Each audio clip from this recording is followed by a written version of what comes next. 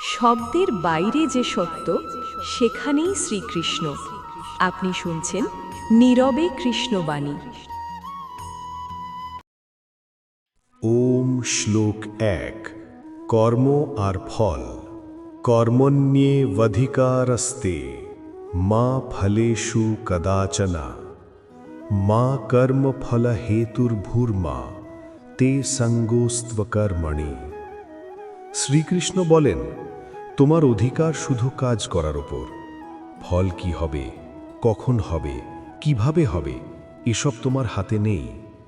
ফল নিয়ে বেশি ভাবলে মন ভরে যায় দুশ্চিন্তায়।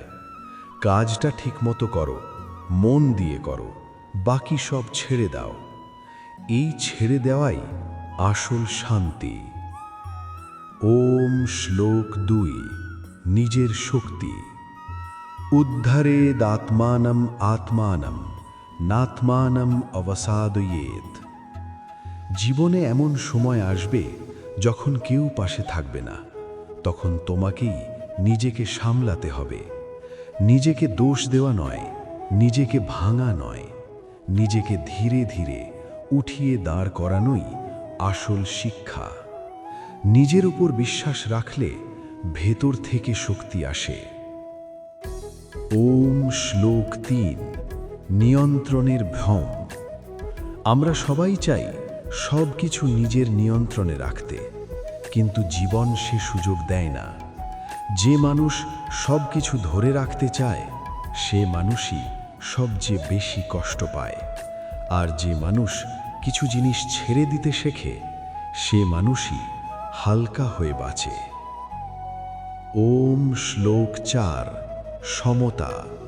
সুখা দুঃখে সমে কৃত্বা লাভালাভু জয়াজয়। সুখ এলে আনন্দিত হও, কিন্তু অহংকারী হও না। দুঃখ এলে কষ্ট পাও, কিন্তু ভেঙে পড়ো না। জীবনে ওঠানামা থাকবেই।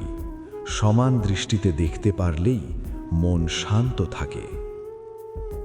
আজ নিজেকে জিজ্ঞেস করুন, আমি কি এমন কিছু নিয়ে অযথা চিন্তা করছি যেটা আমার হাতে নেই?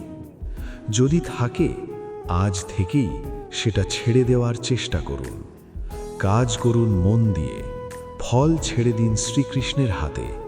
শান্তি ঠিক তখনই আসে।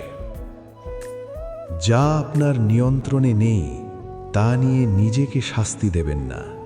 শান্তি তখনই আসে যখন আপনি নিজের উপর দয়া করেন। শুনতে থাকুন শ্রীকৃষ্ণের নীরব বাণী।